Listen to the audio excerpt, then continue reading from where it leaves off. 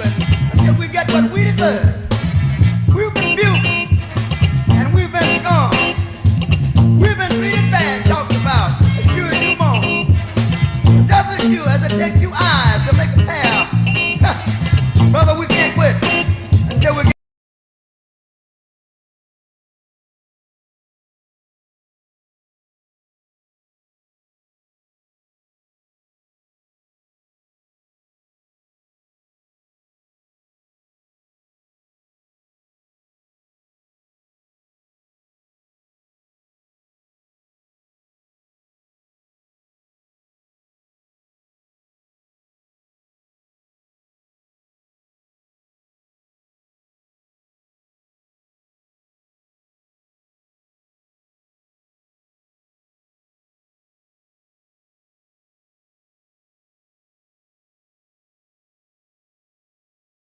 Joy 99.7 FM, Showbiz A-Z, and we're still here on the show telling you everything you need to know when it comes to art, tourism, and culture. And we're now on Say It Loud, where we put our spotlight on some of the very pressing issues in the art industry, speaking to the issues with fact, without fear of favor, with objectivity as much as possible, right here on Joy 99.7 FM.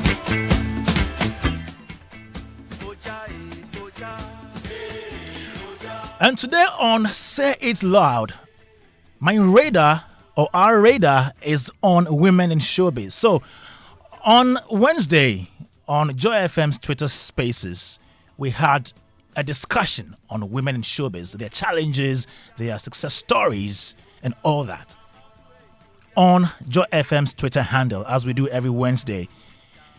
And some of the things that came out of the discussion actually were, let me say, an eye-opener to me particularly. You know, people in showbiz in the past, they faced a lot of backlash. You know, when you wanted to go into showbiz, people thought you were not, intelligent. You were not, how do I put it? People did not regard people in show business in the past. Even now, some people think about show business or entertainment as just play. When you go to institutions that study or offer courses in show business or in arts, for example, theater arts, they give them nicknames like Dondology. They are considered people who are less intelligent and all that. And so from time immemorial, people were not so receptive to people who are in show business. It was really, really a big issue.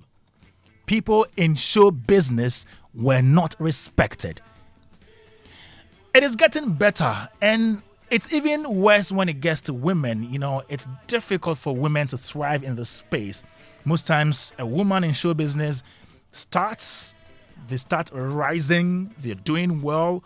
All of a sudden, they get missing from the system because the system does not really support the women in the industry. So today, our spotlight, our radar is on women in show business. And I'm not doing this, or we're not doing this to project women at the expense of their male counterparts. We're doing this to create an environment that will give our women that kind of energy to thrive in the industry.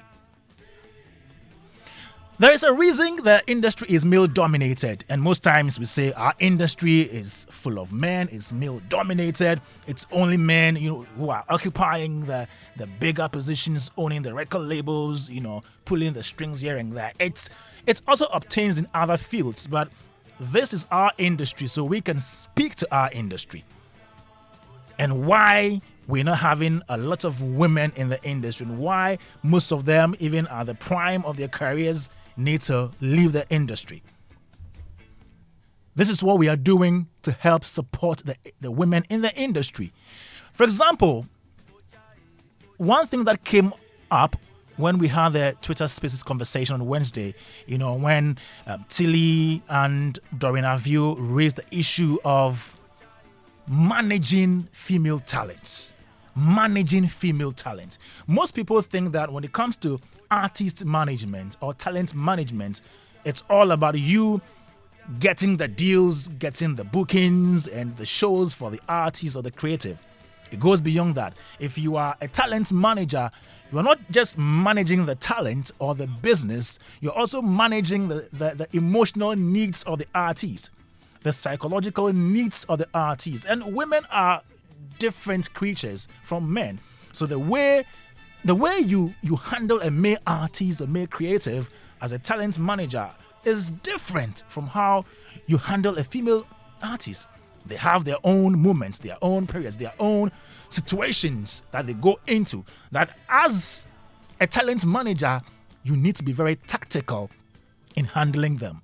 That is something that most of them lack. And that is why sometimes you see a very vibrant female artist rise to a level, and then all of a sudden she gets missing because they've not found somebody who understands how they operate and how their system works. And so they need to just leave the system.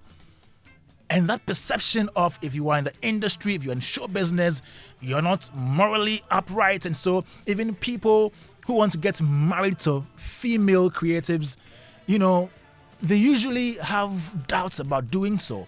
Sometimes these female artists or creatives would have to stop whatever they are doing in the industry to get married. Most of them are married now, left the system because maybe their husbands thought being in the industry, would not allow them to have them fully to themselves. Where is Lucika, for example? Lucika just left the system, a very great rapper. She's married and doing other things. And I think as an industry, if you want to build one that is conducive for everybody to thrive, male, female, we need to do that now. And again, I'm not saying that let's push women and not men. What I'm saying is that let's give a level playing field for everybody to thrive. And if we can do this, I'm very sure we are building that kind of formidable industry that we all desire to have. Again, Doreen Avio and Tilly Akuenipa raised the issue of women in the industry who don't support each other.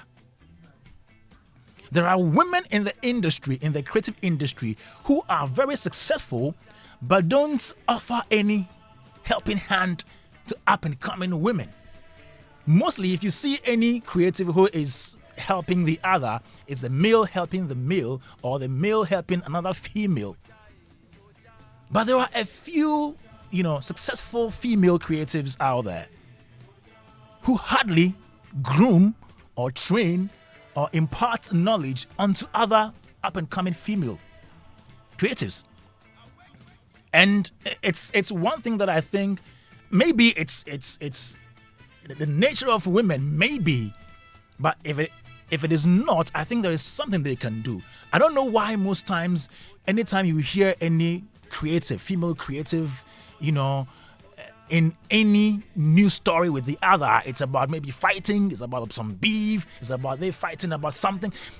I don't understand. Even with the male or the men, even when they fight, after fighting, they still come together to do collaborations and work together. But with the female artists, you hardly see them do that. I'm not saying working together, collaborating is the only way you can support each other or we can help thrive the industry. But what I am saying is that we can always give support to people who are now coming up and coming artists.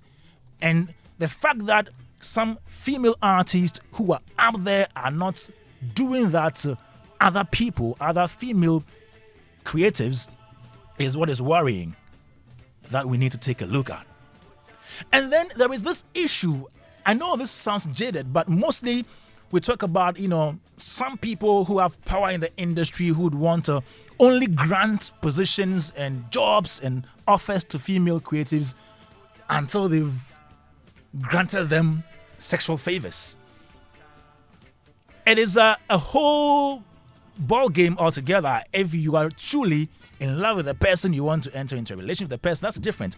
But to to say if you don't let me sleep with you, you're not going to get this particular job or offer, or I'm not going to cast you in this movie role.